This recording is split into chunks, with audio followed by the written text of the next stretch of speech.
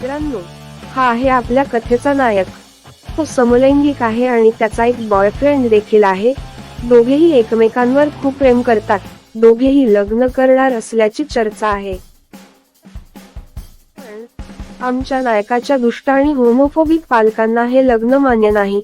म्हणून त्या जोडप्याला मारण्यासाठी ते दुष्ट पालक झोंबींची संपूर्ण फौज पाठवतात.